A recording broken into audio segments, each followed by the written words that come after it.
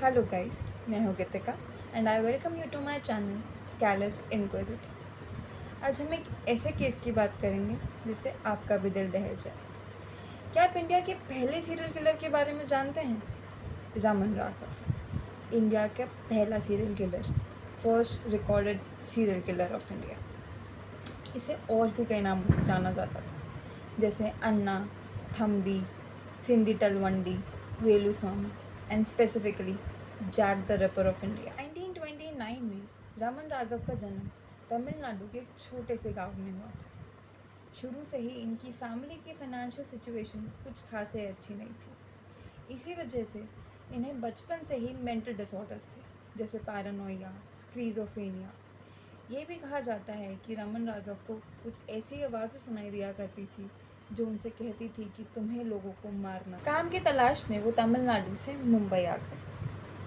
करीबन 36 साल की उम्र में, यानी कि इन 1965, उन्होंने अपने मर्डर्स का सिलसिला चालू किया। वो फुटपाथ्स और स्लम्स में रहने वाले गरीब लोगों को अपना शिकार बनाया करते थे, चाहे फिर वो मर्द हो, औरत हो या बच्चे। रात के समय जब वो लोग सोया करते थे, वो एक ब्लंट से ऑब्जेक्ट से, जो कि मोस्टली एक आयरन की रॉड हुआ करती थी, उनके सर पे मारा करते थे।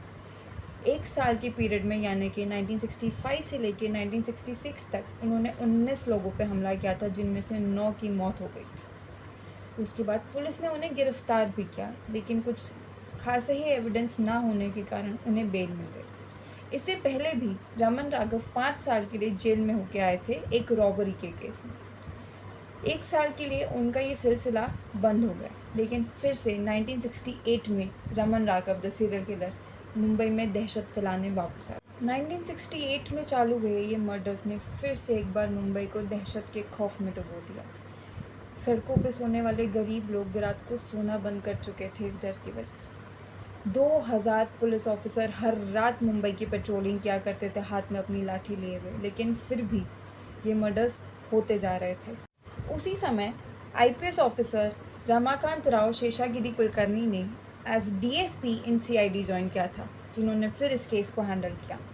एक ऐसी ही रात जब पुलिस अपनी पेट्रोलिंग कर रही थी, एक इंस्पेक्टर को रमन राघव दिखे अपनी खून से सनी हुई शर्ट और मिट्टी से गंदे जूतों में, जिस वजह से उन्हें फ़ौरन गिरफ्तार किया गया। जब इवेंचुअली कुलकर्णी को रमन राघव मिले, उन्होंने ये अंदाज़ा भी नहीं लगाया था कि एक ऐसा गुमसुम आदमी जो मुंबई की सड़कों पे सिर्फ हाथ में एक छतरी, चाय पत्ती और कागज़ के कुछ टुकड़े लिए चल रहा है, यही है मुंबई में दहशत फैलाने का कारण। जब रमन राघव से इंटेरोगेशन चालू की गई तो उन्होंने इंटेरोगेशन में कबूल किए 41 लोगों के खून, लेकिन आज भी ये माना जाता है कि ये आंकड़ा 41 से कहीं ज़्यादा था।